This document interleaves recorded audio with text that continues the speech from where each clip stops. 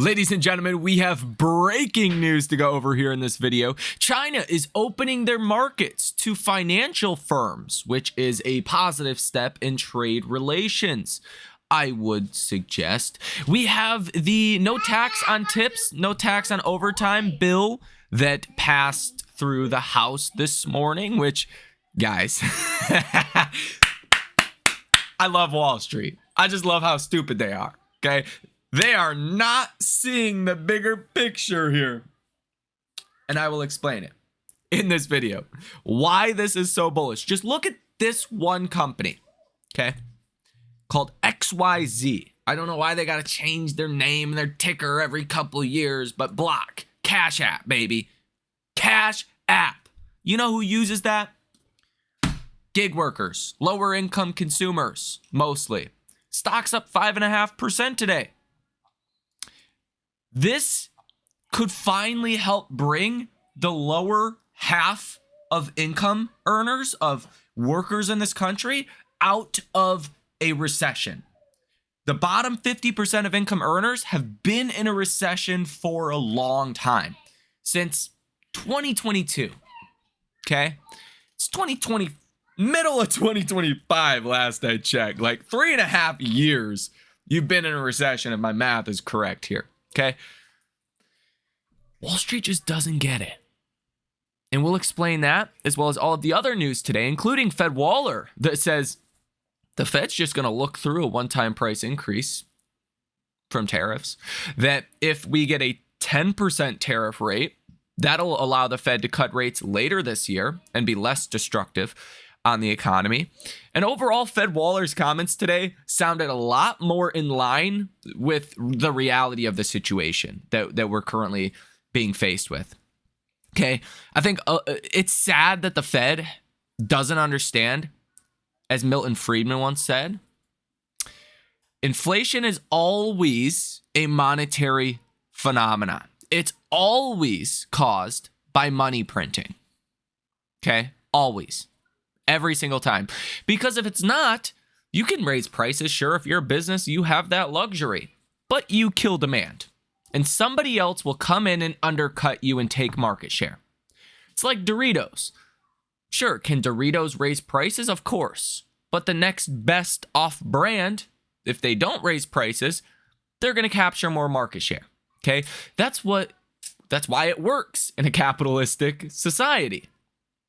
Unless everyone has to unanimously raise prices, then you don't tend to see inflation. The only way everyone needs to raise prices is if there's too much money printing.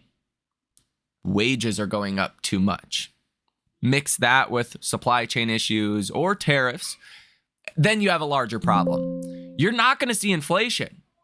You're potentially going to see the bottom income earners come out of a recession, a 3.5-year-long recession.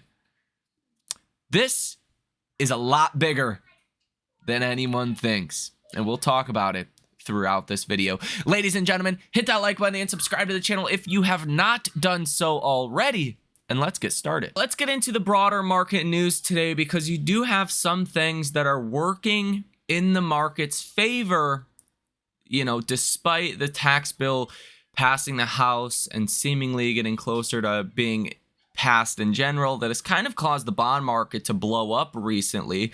You are seeing some positive news today that is helping markets. First and foremost, not really, I guess positive, but the 30-year Treasury yield tops 5% as the House advances bill set to add to the deficit. Okay, fine. But we really use the 10-year Treasury as a barometer of this, okay? 10-year Treasury yields today are actually down 5 basis points.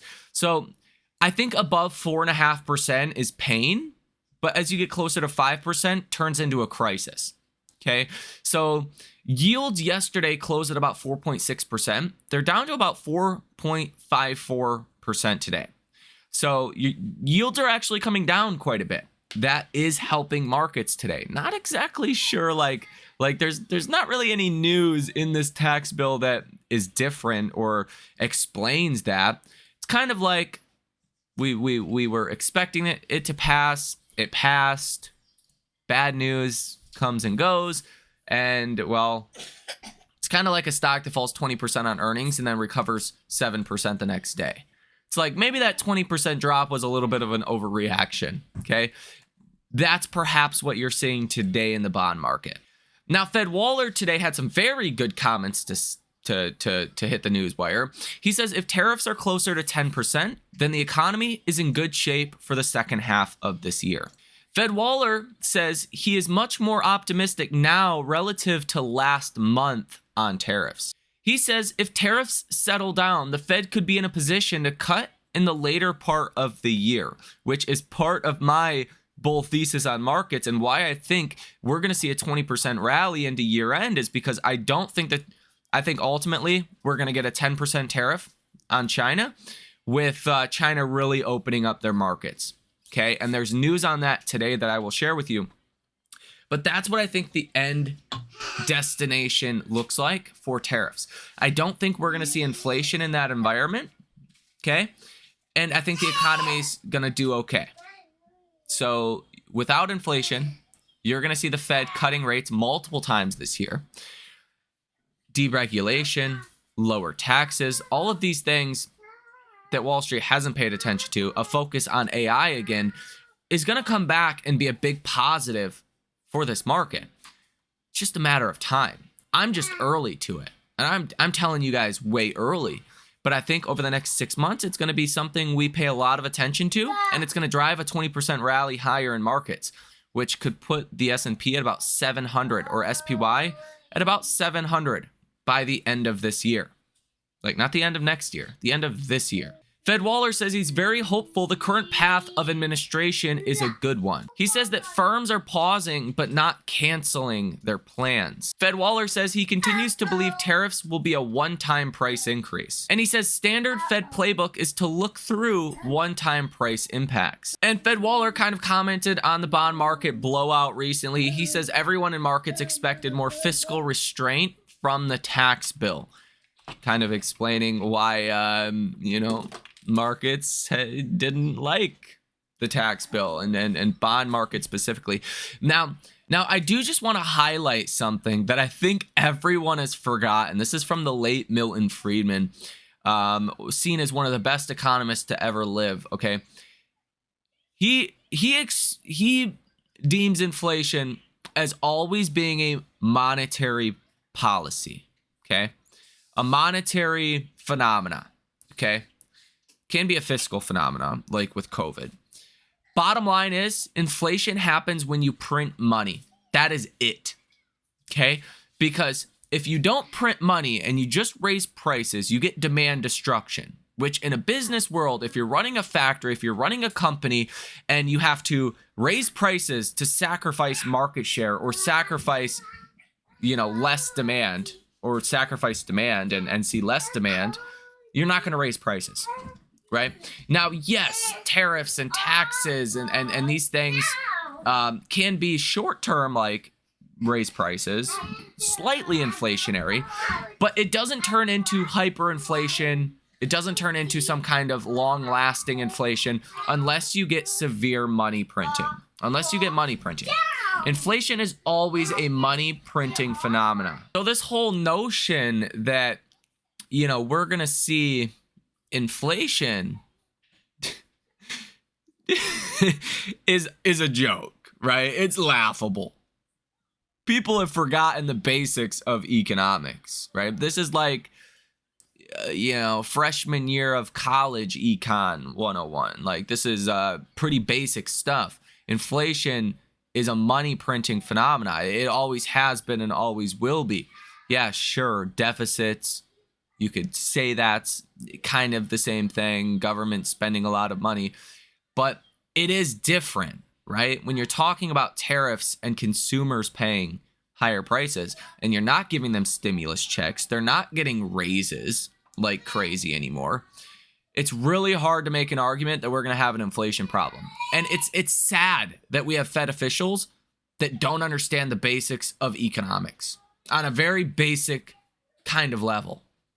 Okay. Now I understand the Fed doesn't want to, boost speculation, especially in the face of what could be a one-time price increase, which I don't even think you're going to get the one-time price increase from tariffs. I just don't. Ultimately, we're gonna settle at pretty low tariff rates compared to even where we are now. Let's just hopefully the Fed doesn't mess it up in being so unknowledgeable on inflation. Like, it's actually crazy. Like, the people that set monetary policy don't understand the basics of inflation. That it's a money printing phenomena, always has been and always will be. Okay? I don't see any money printing out there. Okay? I don't see stimulus checks out there. I don't see people's, getting serious like wage increases like they were in 2022. We're not going to have an inflation issue. And that's one of the core reasons I'm bullish. The faster the Fed realizes that and gets on the same page as Fed Waller here, the better off markets will do over the next 6 months. Fed Waller says, as long as the economy gets back on a good path, it could reinvigorate demand for U.S. assets. I don't know if that's like hey, stocks are probably going higher from here. I don't know if that's what he's trying to say.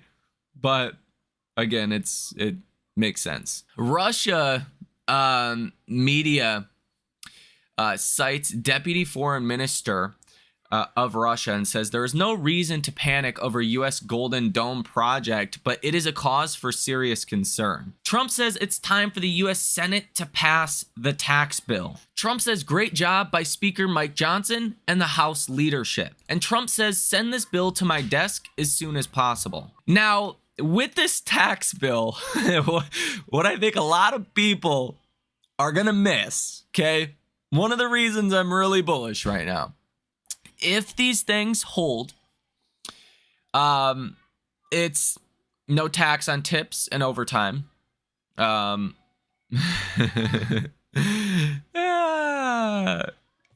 People spend all of their money.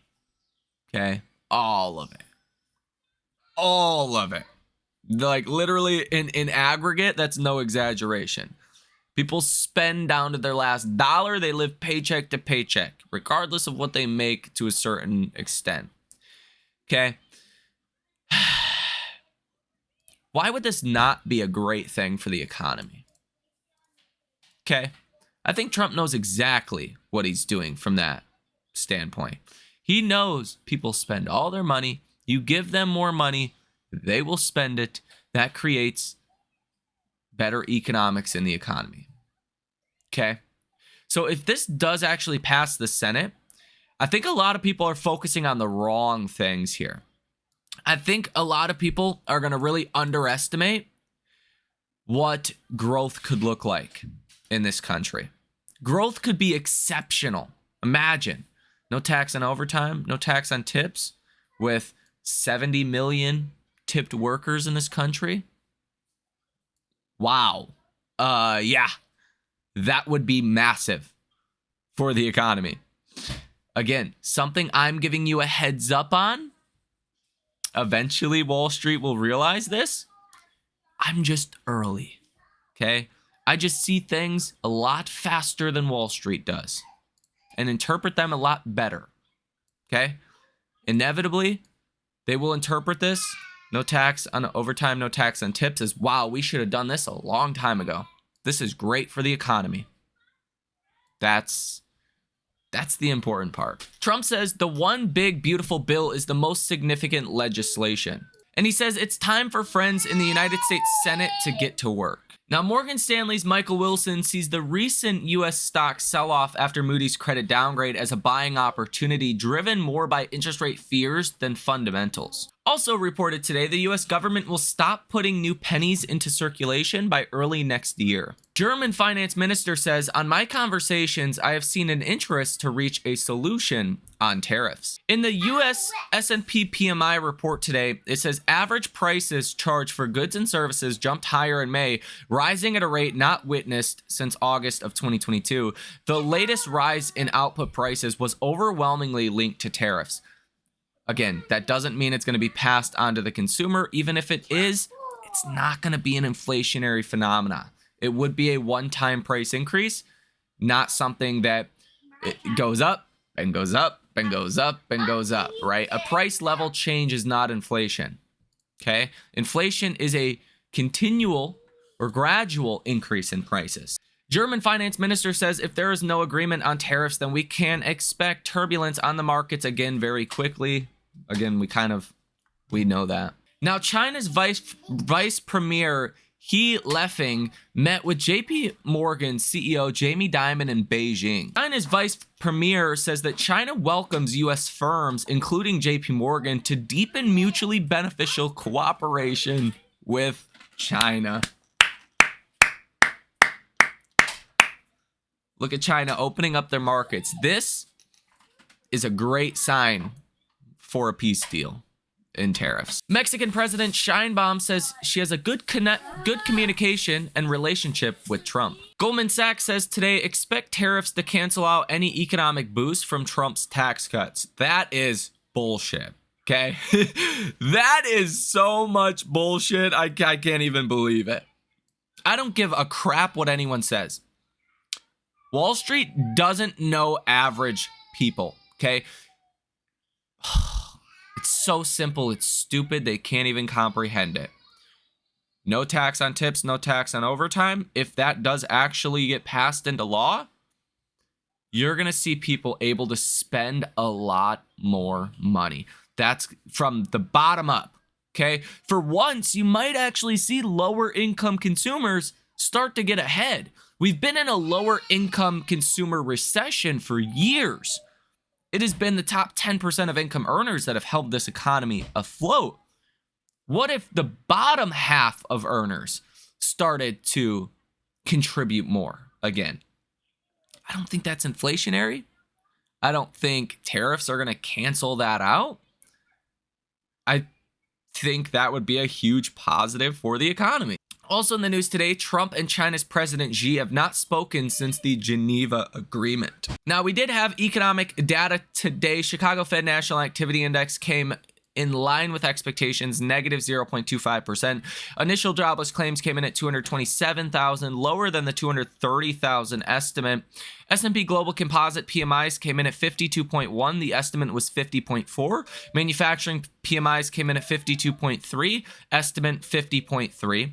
And services PMIs came in at 52.3. The estimate was 51. So across the board, PMIs came in better than expected. Existing home sales came in weaker than expected at 4 million. Existing home sales month over month, again, came in weaker than expected at negative 0.5%. The estimate positive 0.7%. Kansas Fed Composite Index came in at negative 3. Manufacturing Index came in at negative 10. So across the board, data came in pretty good, not great. At least for the PMIs, it came in really good. But other data points didn't matter as much this morning. So let me know your thoughts on all of this down below in the comment section. Do you think that Wall Street is reading this whole situation wrong like I do? Do you think I'm wrong? What's your view? Let me know your thoughts down below in the comment section. Ladies and gentlemen, have a fantastic rest of your day, and I will see you in the next one.